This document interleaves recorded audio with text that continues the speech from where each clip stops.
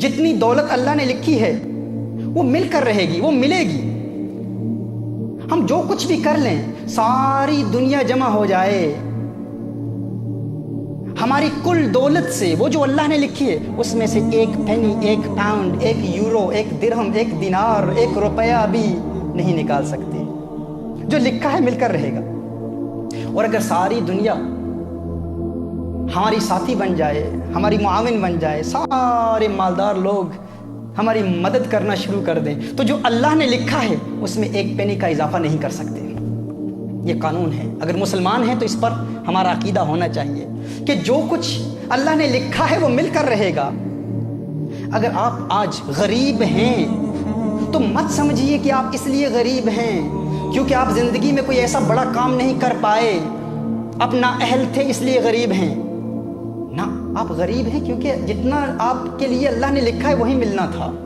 اگر کوئی multi millionaire ہے اور سمجھتا ہے کہ میں اپنی فہم اور فراست، ادراک اور شعور اور اپنے مناسب فیصلوں کی بنیاد پر میں ملینئر بن چکا ہوں، نہ، تو ملینئر ہے۔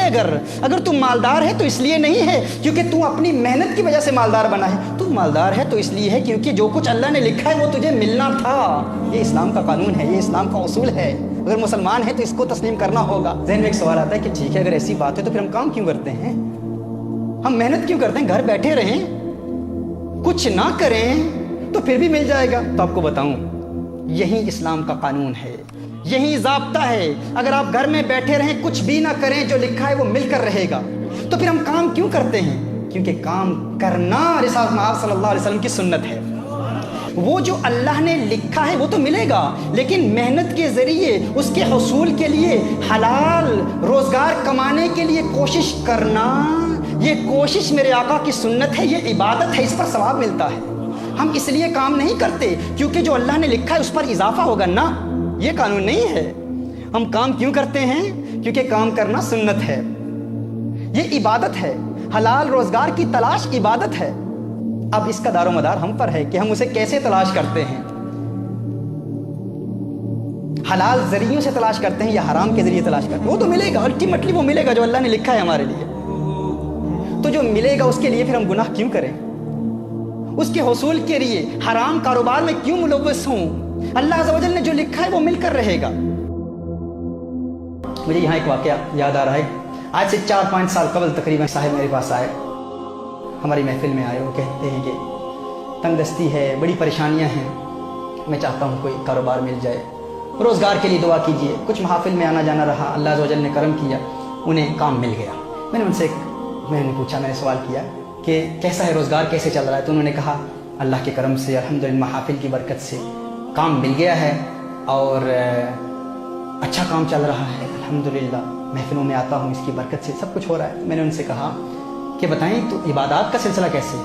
کہا نہیں، ایک مسئلہ ہے، وہاں پر جو میرا امپلائر ہے وہ مجھے نماز نہیں پڑھنے دیتا، عبادت نہیں کرنے دیتا۔ میں نے کہا اچھا، عبادت نہیں کرنے دیتا تو آپ کو تو کام چھوڑنا چاہیے۔ انہوں نے کہا نہیں، ارے اتنی محفلوں میں آ کر، اتنی مدت کے بعد، اتنی کوشش کے بعد، اتنی جد و جہد کے بعد، اتنی دعاؤں کے بعد آج کام ملا ہے اور آپ کہتے ہیں کہ نماز کے لیے کام چھوڑ دوں؟ میں نے کہا آپ کام کیوں کرتے ہیں؟ کہتے ہیں اس لیے کرتا ہوں تاکہ روزگار ملے، تاکہ دولت ملے، تاکہ اپنے گھر کے اخراجات چلا سکوں، گھر چلا سکوں۔ میں نے کہا نہ، کام کرنے کا مقصد یہ نہیں ہے، وہ تو ملنا ہی ہے۔ ہم کام فقط اس لیے کرتے ہیں کیونکہ کام کرنا سنت ہے، وہ جو اللہ نے لکھا ہے وہ تو مل کر رہے گا۔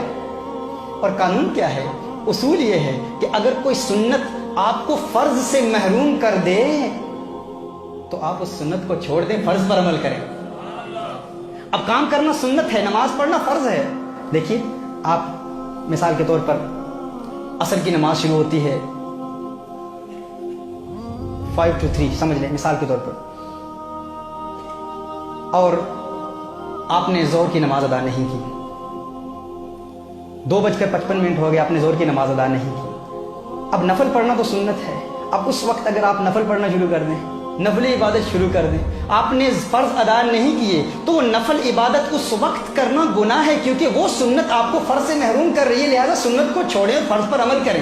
میں نے اسے کہا کہ آپ کام اس لیے کر رہے ہیں کیونکہ کام کرنا سنت ہے اور الٹیمیٹلی جو لکھا ہے وہ تو مل کر رہے گا، لیکن یہ کام آپ کو فرض سے محروم کر رہا ہے تو آپ کام کو چھوڑیں، فرض ادا کریں۔ اس اللہ کے بندے نے اس پر عمل کیا दुआ कीजिए अल्लाह अज़्ज़ व जल मुझे भी उसका यकीन दे दे जितना यकीन अल्लाह अज़्ज़ व जल ने उसे दिया था। उसने इस पर अमल किया। कुछ अरसे के बाद मुझे मिला, मैंने कहा क्या किया, काम का क्या हुआ? कहा छोड़ दिया। मैंने कहा रोज़गार कैसे चल रहा है? कहा अल्लाह के करम से एक टैक्सी बेस का खुद मालिक हूँ, अभी खुद मालिक हूँ। ये यकीन ये हमारे अंदर अगर पैदा होगा कि अल्लाह ने जो लिखा है मिलकर रहेगा, तो फिर कोई गम नहीं, परेशानी है ही नहीं। बड़े से बड़ा नुकसान हो जाए परवाह नहीं भाई, क्यों परेशान हो रहे हो? जो अल्लाह ने लिखा है वो मिलकर रहेगा।